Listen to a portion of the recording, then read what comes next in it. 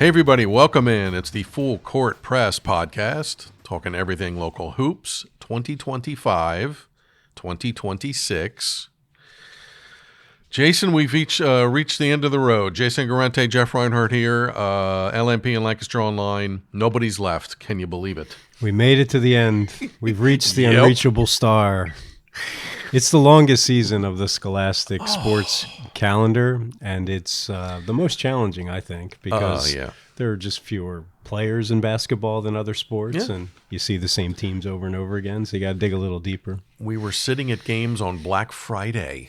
And then Media Day was November 16th. Correct. And then we're sitting, I'm sitting at Mart's Hall on March 14th, 15th. That's 4 months. How grueling. Go into a little detail for me. Just what it's like to have a boys basketball beat and how much time you're talking. It's just hard to come up with different ways to talk about the same teams after a while. Yeah. I think that's the challenge. You don't want to tell people the same thing that they've already read before. And then when it gets to the last month, it's usually the same handful of teams, right? So pretty much. You're at Octorara and you're at Mennonite and they play five guys, so there's five guys to choose from, and that's the most challenging part. And the deadlines, the games are at night and deadlines are early. So you're on deadline crunch every night. Mennonite boys, they went the deepest? And Octorara? Well, they both went second round. Cocalico, Mennonite, and Octorara all lost in the second round. We're going to talk about Mennonite. Yeah, let me tee you up with this. We do our best all season with the reps and, relax people and, let them do their jobs. You didn't like the way the Mennonite game ended, did you? No, it's my biggest sports pet peeve. It just drives me insane. Yeah. This is the only sport where we remove the best players from the most important games of the season. It doesn't happen in any other sport. No. And we do it on arbitrary ticky-tack, I'm in charge and you're not kind of calls. Hand check. What? I mean, here's my way of explaining it. Okay. People say you have to adjust to how the game is called, right? Mm-hmm. If you're a baseball player and the ump is calling a pitch off the outside corner, they say you have to adjust. It's been a strike all day. Yes. But you know what? That pitch is really hard to hit. There's a reason why it's not a strike. So if you swing at it, you're probably not going to hit it hard or you're not going to hit it at all. Yeah. If a referee's calling 36 fouls in 32 minutes, I don't know how you adjust to that. And I think the way these teams adjusted is they stopped playing defense because they couldn't. Didn't want to touch a guy, get a hand check. If you go to the rim, it's a foul. You could not defend the ball. You cannot adjust to that. And when you are fouling out a potential all-state kid, he'll be all-state. Yeah. In 22 minutes. Yeah, that's something. And we're not talking about a low IQ basketball player here. We're talking about one of the smartest guys I've ever watched play high school. It's not like he didn't know what was going on. True. He couldn't play. It was impossible. So he goes out with 6 minutes to go. They were losing at the time, but he also missed most of the third quarter. Because he had to sit. Because he got 4 fouls early in the third quarter. He played like 2 or 3 minutes of the second half. That's what we want seasons to end on. That's what we're doing here. It's a 17, 18-year-old kid's job to adjust to an adult's whistle. That's his responsibility. And they were, openly hostile toward any kind of questioning of how they called the game. And it was very unsatisfying, and especially for a team that had been through so much together and had a chance to make a legitimate run. They could still be playing. Time. Yeah. Notre Dame Green Pond's in the semifinals, and I don't know if Mennonite would have won that game, but they certainly could have.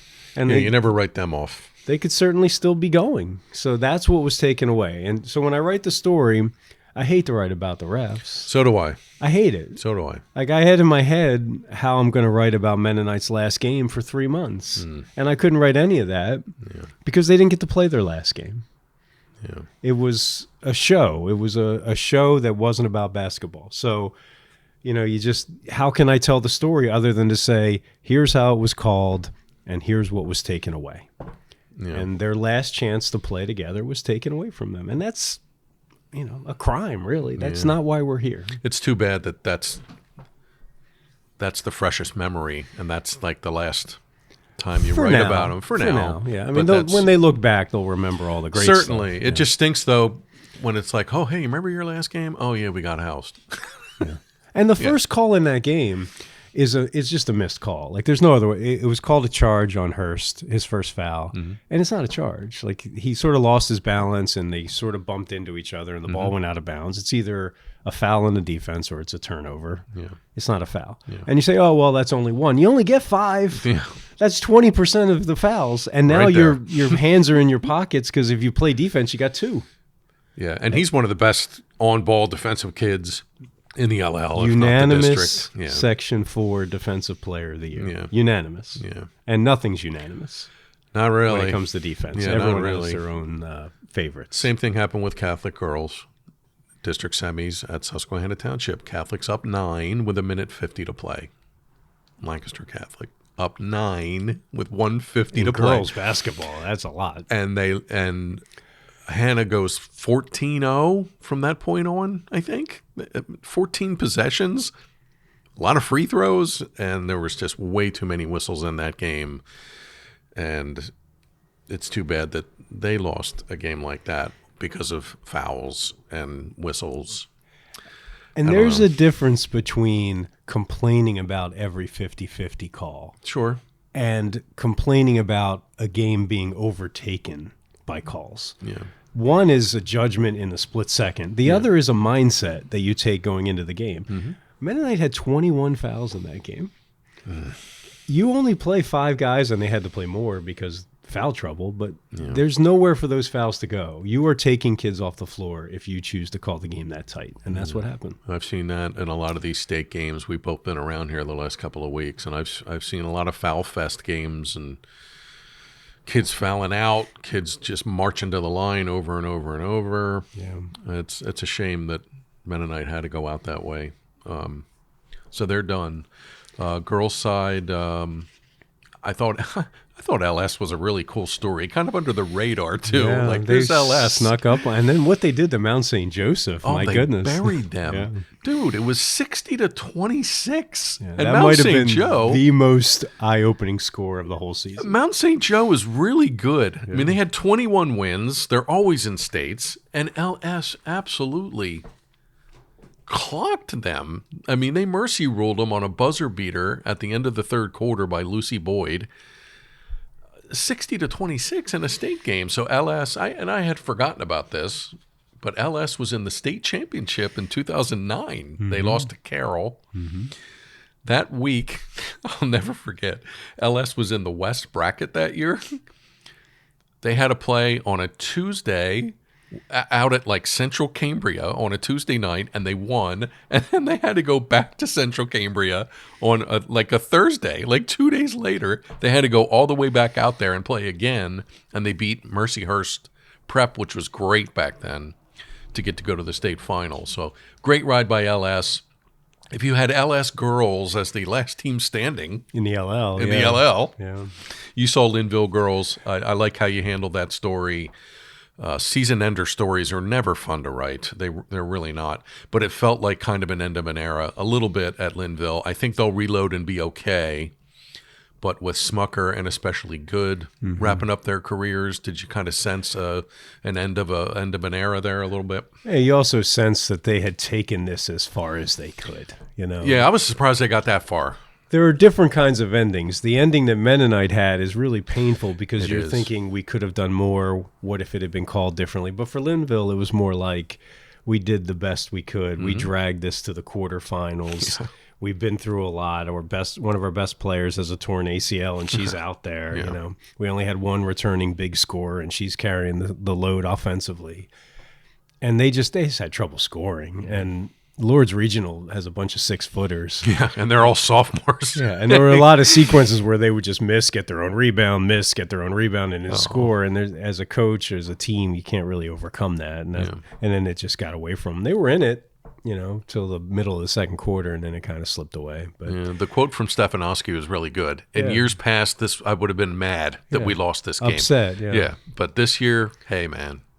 Elite Eight with this crew? Yeah, with a team that lost almost all of the key parts of its state final run, and the ball dominant players, Desiree Smucker, and amazing. Yeah, so you got to rebuild everything, and they were able to do that, and they didn't even win their division. No, and they went to the state quarters. So. That's pretty amazing. Yeah, Can't complain. Didn't win their division. Didn't get to their league final after winning it 3 years in a row. Yeah. Did get to the district final, which was a great ride, and got all the way to the Elite Eight. So that's pretty exciting. Okay. Other memories from the season.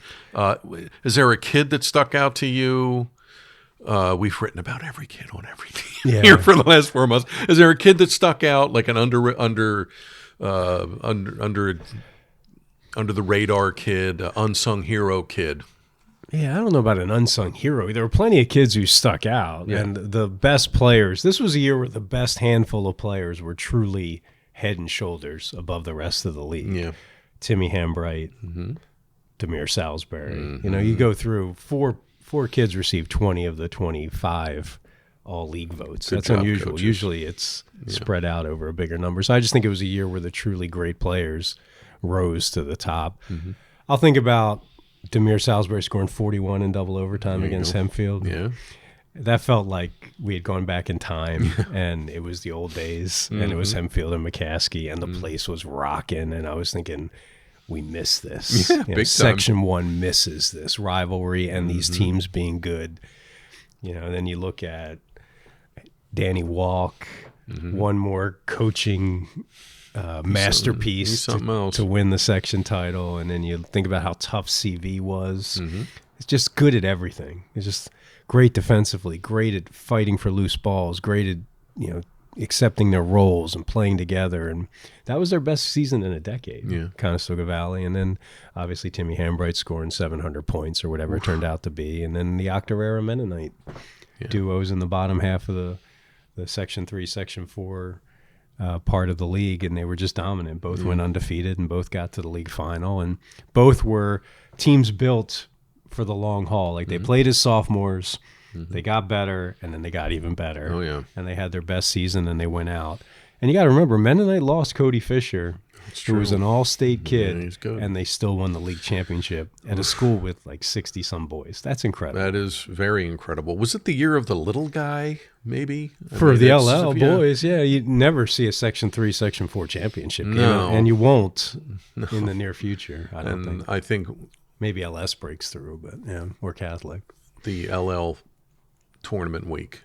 Yeah, that's semifinal. Yeah, that's an all-timer. Is that something you'll remember from this year? Yeah, both games came down to the last shot in the semifinals, and in the championship game, Chase Fetro had a chance to tie. He did in the final right seconds. in front of us. Yeah. He had a good look. It was a little long, but it was on. It was online, and I would think about how there was parity, and every game was kind of, you didn't know who was going to win, and that's fun. That's all. It's not always like that in basketball. Sometimes you show up and this team's going to run through this team and win the league title. It wasn't like that at all this year. Yeah, I thought girls' side, just things that stick out, and I'll just speak randomly here. Township winning, getting another title. That was nice to see, especially after losing Liv Palmer.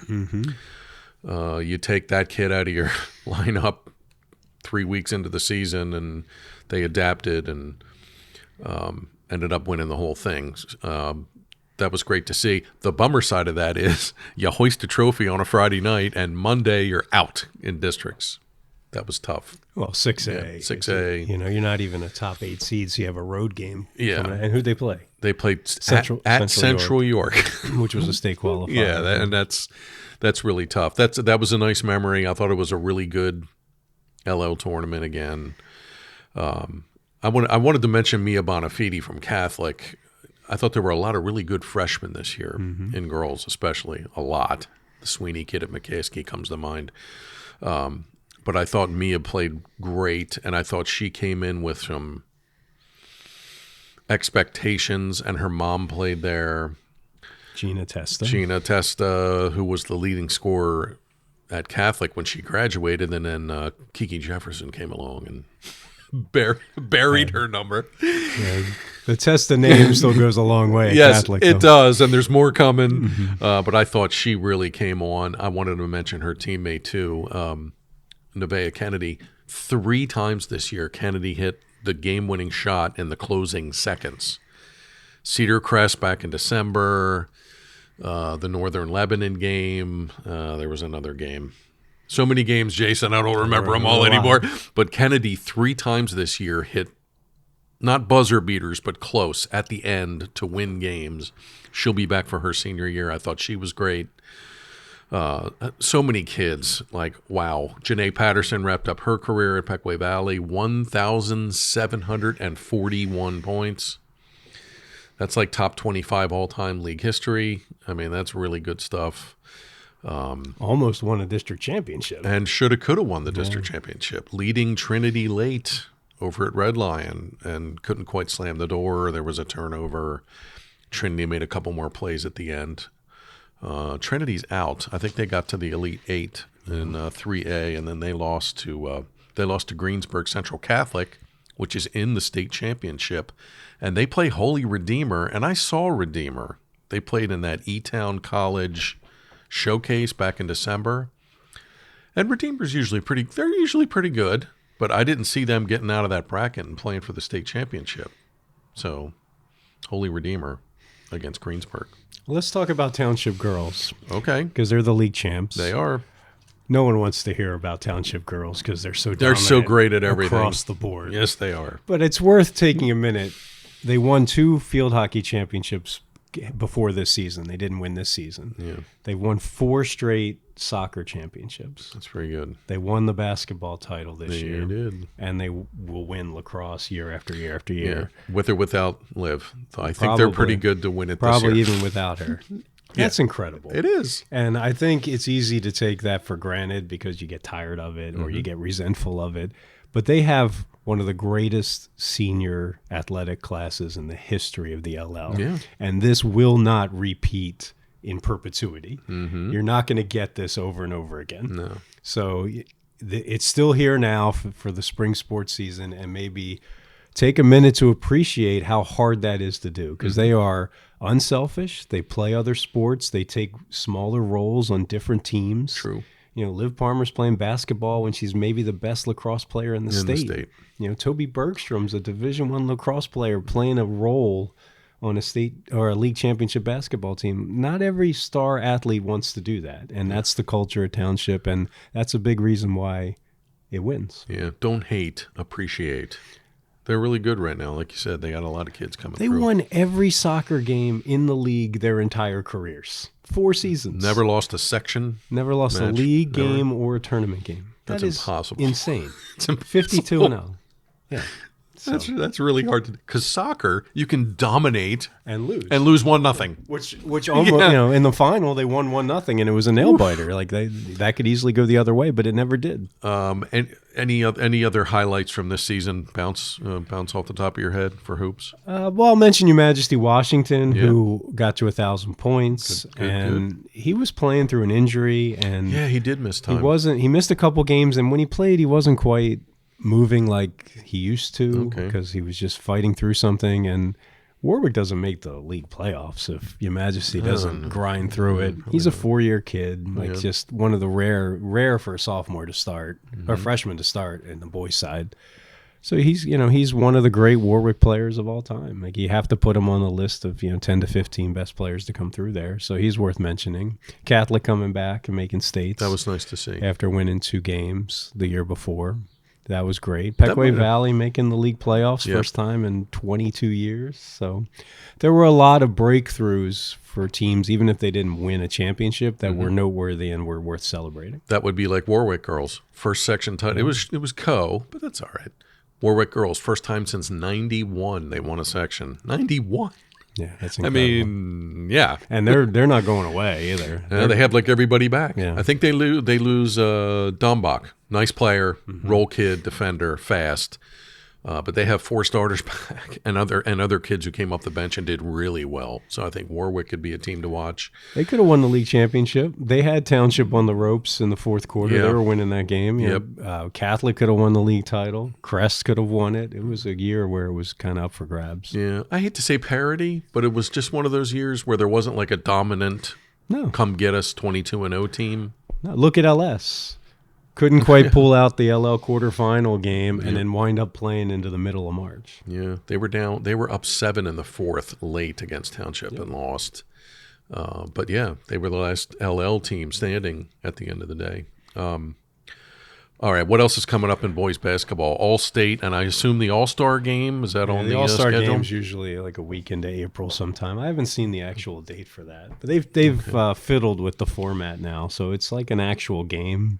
Oh, okay. It gets competitive, and you play several times. You rotate through, and you create several different teams, and you play each other, and then there's a 3-point contest and a dunk contest. And it used to become like just a no defense, alley-oop fest. See if you can dunk kind of game. But now they actually play basketball, and it got a lot better the last couple of years. Nice, and that'll be at Hempfield?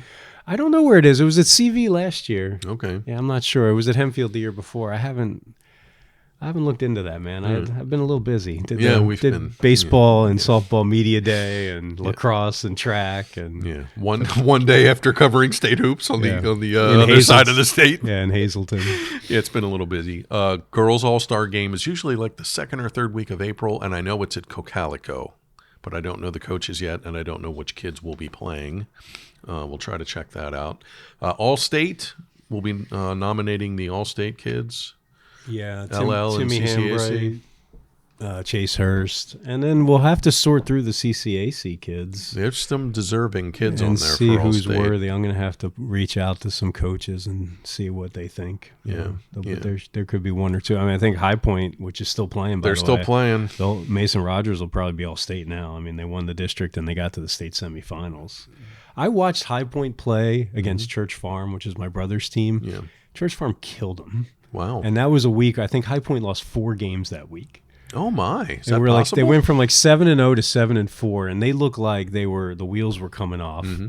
And they have turned it around, and they have a chance. They play Sankofa Freedom, which has not been blowing teams away. So those games have been pretty close. They could get to the final, and then they get a trip to the neighborhood where they play the Neighborhood Academy. Neighborhood Academy. Now, High Point played New Covenant 5 times this season. Or Coventry Christian. Coventry Christian 5 times? Yeah. 2 regular season and league district and states. Coventry won the first 3 and High Point won the last 2. So. Oh my gosh. So All-State will be out in April. Take a look for that. Anything else? Get anything else off your chest for hoops, because this is our last go-round. What's your favorite story that you wrote? Favorite story I wrote? It doesn't even have to be the best game. It could just be the best story. I think the one of them that sticks out was Emma Stefano from Catholic. When she came back and played her first game, she blew out her knee in a game last year, missed like the first 3-4 weeks. And they played Northern Lebanon, their rival, at Catholic. And I remember everybody went bananas when she checked in. It was so nice. And I was like, oh, cool. And Catholic won. And she scored 2 points, had a couple boards, but she got to play. First game back. And I was like, you know what? I could sit here and write a 20-inch game story, which, okay. No, the universe was pointing you in a different direction. But I was like, I got to find Emma. And I found her in the back there outside the locker room, and we chatted. And she was just so excited to be playing and kind of tears in her eyes. And the quotes were just perfect. You know, when you talk to a kid, and you're like, yes, thank you. Thank you for the quote. Yep. And I that one kind of on the fly. Those are kind of tough to write on the fly, feature-ish kind of things. That one stuck out. I kind of did an in-depth thing on Mia Bonafide and her mom and playing at Catholic and being a freshman in that program. I enjoyed that one. I don't know, man. There were so many. You know what's funny is when I write a story, like a week later, if you ask me what I wrote, I cannot remember. No idea. I have weeks like that. That'll be like, where were you last night? And I'm like, let me think about it. Couldn't tell you. I don't know. So for people who don't know, there's very little time to write these stories. Yeah, an hour at best. Yeah, and you may not even be in a comfortable place. Front seat of your car. Front seat of your car, McDonald's with people screaming, like 80s music blasting through the... So it's... you don't have a lot of time to think about what you want to say, and you don't really have a lot of time to double check things. True. So you got to write what you know. So you got to have a plan. Like I need to know these facts because I can't look them up. And sometimes in my car, I literally can't see them. Right? Yes. Like you park under a street light because you think, oh, well, maybe I'll be able to see my notebook. Yeah, really. Right? Glamorous. So it happens. There's not a lot of time, and it gets posted really fast, and that's the challenge of it, really. Yeah. So my favorite would be the Mennonite Championship night. Oh, yeah. Yeah, we doubled that. Yeah. And you took sidebar and you nailed that. Just because I love when you really have no idea when you start where Yeah. it's going to go, and then Yeah. you kind of find a spot to finish. And that was about 50 years of Mennonite basketball. It wasn't about one night, and it was about these kids' entire basketball lives. Yep. And if and again, the job, we had to wait a while to get those guys. They were in the locker room celebrating for a while, and it, clock's ticking, and the editor is sitting at the desk waiting for the story to come across. And you're calculating, do I have 5 more minutes to wait to talk to this one more person, or do I have to go, or should I drive home, or should I write here? Like you're making all those decisions on the fly. And you have to transcribe all of those taped interviews, and you have to write, and you got to go through your notes, and you got to look at some stats. Yeah. It's not easy, but I'll say this. I still enjoy, and I'm 56 now, and I've been doing this for 34 years. I still enjoy opening up my laptop. Yeah, see, I don't enjoy this. I do. I still get a kick out of this. Whether I'm in my front seat, Sheetz, McDonald's, wherever I'm at, I enjoy opening my laptop and seeing a blank screen. I do not. That is the worst. The worst 10 minutes are from the time I do my interviews to the time I sit down. Okay. Because I'm just, first of all, you're getting tired. It's like 9:45 at night. And you're thinking, like, am I really going to be able to do this again? Like, there's always that like flicker of doubt, no matter how many times you've done it before. So I don't like the blank screen. I enjoy the blank screen. I like when the quotes are done. Yes. And I have sort of an idea, but the blank screen is terrifying. Are you a go through quotes guy first, Yes. or write a little and then do quotes? I'm a go through quotes first. And then this is the first quote I'm going to use. This is the last quote I'm going to use. Yeah. I know that before I start. Yeah. Yeah. Watch what you say to us, people out there with our tape recorders going. You know it though when they're talking. You know it. Yeah, you know it. Just your brain just has latched onto it. Yeah, and it's perfect. And you look for that. And no pressure towards the kids and the coaches that we cover, but I pride myself as a good interviewer person who gets people to talk. And I've noticed this at our media days, and you can probably vouch for this. The kids these days are excellent interviews. They're better than they get better every year, I think. I'm not sure why that is. I don't know. Yeah. But 25 years ago, covering like girls sports, I would get next to nothing. Yeah, we played good. Yeah. Okay. Now everybody elaborates, everybody talks, everybody speaks, and goes in depth. And girls, as writers, especially. we love that. Oh, girls are incredible quotes, and they're also very willing to talk about how they feel and the emotions of things, which in sports writing is a big part of it. And it's hard this time of year when teams lose and they're out and everybody's crying. Yeah. And that's hard. But you know what? They don't mind talking. It's usually therapeutic to just vent for 5 minutes about what you're feeling in the aftermath of a bad loss. Talking to those senior kids for the last time is talking to Janae Patterson for the last time, kids like that. It's hard, but I enjoy giving them the floor to speak and tell their story. And a lot of those kids will always, they're not me kids, they're team.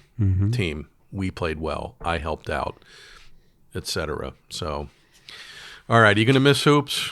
Yeah, I will. I always get a little sad when the season's over because you build up. It's like watching a movie. You build up these ideas in your head, and you have all these little nuggets of information, and you gain more and more. And then when the season's over, it's all gone. You got to start. You got to start all over in the next thing. Yeah. So I kind of like. There's a point in the midpoint of the season where I feel like I know everybody pretty well, and it comes a lot more easily. This beat is great. Yeah. Basketball, high school prep beat. Because you get to sink your teeth into it and just cover it. And our editors are fantastic. They don't hold our hands. They say, Jeff and Jason, go cover basketball. Well, when I'm at a baseball game and it's 38 degrees and windy, I'll think about how great being in a gym is. Yeah, really. You'll be jonesing for like, can I go to a basketball tonight? This uncomfortable seat in the bleachers looks pretty good right about now. Great season. Fantastic. Plenty of storylines. Jason and I did our darndest to cover every last second of it. I think we squeezed every ounce out of this season, yes? Yeah, and we created a podcast. Well, yes, we did. And I've learned something. Podcasting's really easy. It's not real hard to put a mic in front of you. Very hard. Yeah. Podcasting, very easy. No wonder everybody does this. All you got to do is say stuff. If we could just go to the games and cover the game and just like do a podcast right after the game and say, here you go, here's what happened. That would be a dream right there. That would be spectacular. I actually had someone come up to me and say they listened to the podcast. Yes. It was the first time. It happens to you all the time. I was starting to get worried that I was like the Andrew Ridgeley of this operation here. But a Red Lion fan came up to me from York, and he says, man, we don't get this kind of coverage. He goes, I know everything about LL boys and girls basketball because of you guys. Thank you very much. Oh, that's great. Can't beat that. No. Okay. All right. That's a wrap. We got to get out of here. We'll be doing some kind of spring podcast. Give us a week or so to get our head above water, thaw out, and figure it out. But